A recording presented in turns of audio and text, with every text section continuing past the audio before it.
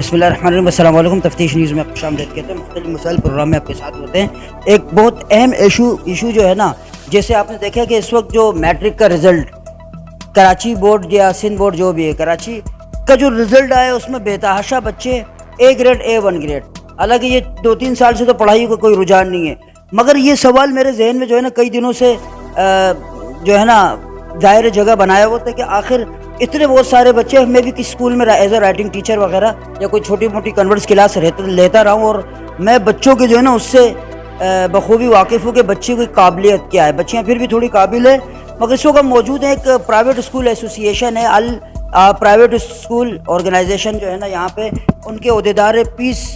بھی جو ہے نا، یعنی 2-3 آرگنائزیشن ان کے یہ عہدیدار ہے، سر وہاب صاحب، ٹھیک ہے نا۔ عرصہ دراز تقریباً 25 سال سے یہ اسی تعلیمی اداروں سے اور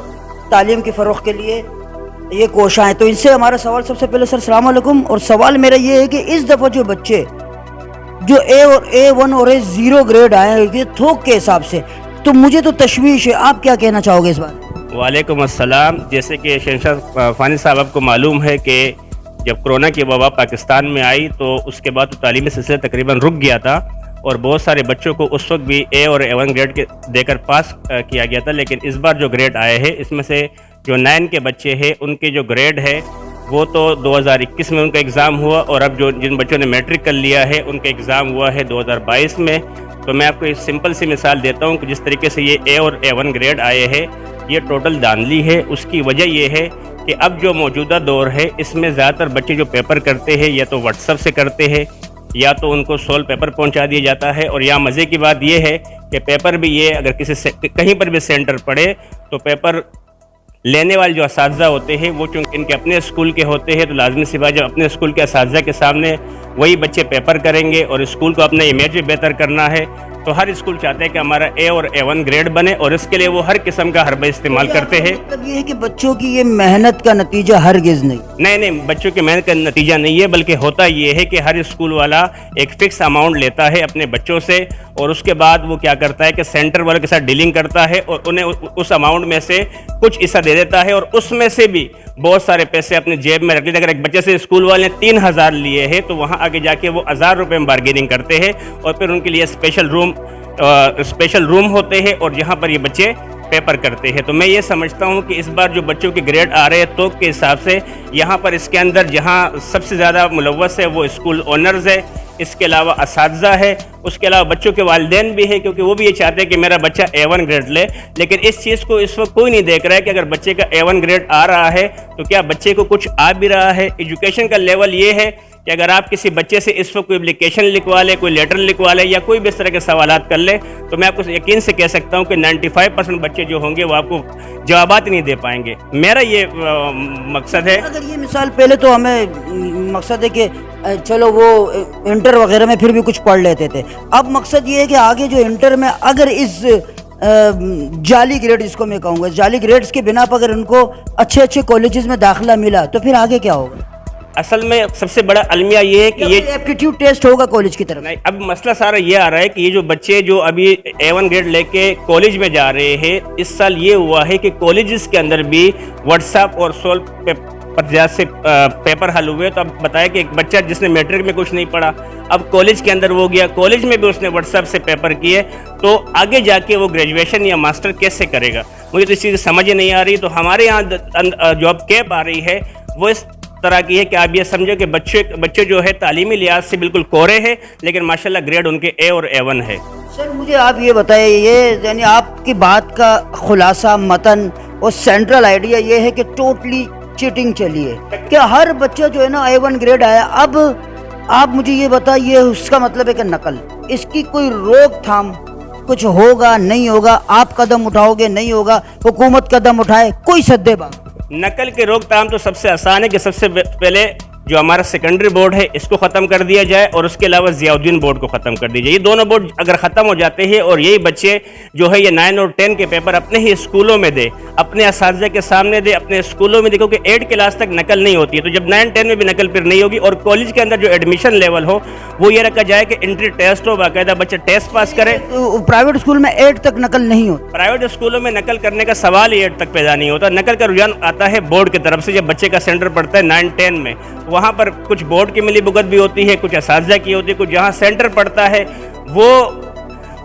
اس طرح کا ماحول کریٹ کرتا ہے کہ اگر کوئی نہ بھی چاہے تو اس کو پھر وہاں جا کے یہ بارگیننگ کرنی پڑتی ہے, کیونکہ وہ ان کلاسز کے اوپر ایسا پریشر ڈالتا ہے, 5-5 6 ٹیچر کھڑا کرتا ہے اور وہاں پر بچوں کو بار بار ڈرا رہا ہوتا ہے, جس کی وجہ سے اسکول کا اونر بھی مجبور ہو کے جا کے وہاں پر بارگیننگ کرنے پر مجبور ہوتا ہے. اور آپ دیکھیں جہاں جہاں سینٹر پڑتے ہیں اس سال ان کے پاس نئی گاڑی آ جاتی ہے, اس سے نئی گاڑی آتی. اچھا آپ مجھے یہ بتائیں, اس کے علاوہ کوئی سد باب کے کوئی قانونی یا اداروں کو اس میں انوالو کیا جائے؟ ادارے تو قانون بالکل ہو سکتا ہے, میں نے وہی بات بتائی کہ اگر صحیح طریقے سے یہ رینجر وغیرہ کی نگرانی میں یا اس طرح کی کوئی ادارہ ہو جس کی نگرانی میں یہ ایگزام لیا جائے تو ہو سکتا ہے. لیکن بات ساری یہ کہ ان کی پوائنٹ جو ہوتی ہے وہ گیٹ پر ہوتی ہے. اب جب تک کلاس کے اندر سختی نہیں ہوگی, کیمرے نہیں لگے ہوں گے اور وہ سارے مانیٹر نہیں ہوں گے, کسی مین جگہ سے مانیٹر نہیں ہوں گے, اس وقت تک نقل کی روکنا بہت مشکل ہے. کیونکہ اس میں زیادہ تر جو ملوث ہے وہ بورڈ بھی ہے. بورڈ بھی کیا کرتا ہے کہ وہ بچوں کے سینٹر بورڈ دور ڈلواتا ہے, اس کے بعد اپنی رینج چینج کروانے کے لیے اسکول کا اونر کیا کرتا ہے, پھر 20,000 25,000 30,000 روپے میں صرف دوبارہ رینج کے لیے دیتا ہے بورڈ والوں کو, تاکہ ان کا اسکول جو ہے کسی قریب کے سینٹر میں پڑے. اگر ایک بچی فرض کیا پڑھتی ہے مجاہد کالج میں پڑھتی ہے, مومن آباد میں پڑھتی ہے, اور اس کا سینٹر جو ہے اندرونی اورنگی 11.5 12 13 14 نمبر میں ڈالا جائے تو کتنا مشکل ہوگا. تو پھر لازمی سی بات ہے بورڈ والے بھی جان بوجھ کے کرتے ہیں. اس سے کیا ہوتا ہے کہ بورڈ کے اندر مسلسل پیسوں کی ریل پیل رہتی ہے, سینٹر چینج کروانے کے لیے الگ سے وہ پیسے لیتے ہیں, اس کے علاوہ جہاں پر سینٹر پڑتا ہے پھر وہ الگ سے پیسے لیتا ہے. تو آپ یہ سمجھ لو کہ بس یہ سمجھ لے کہ پراپر چینل ہے, پراپر چینل ہے, اور سفید لباس کے اندر جو ہے یہ گناہوں کا پیپر ہوئے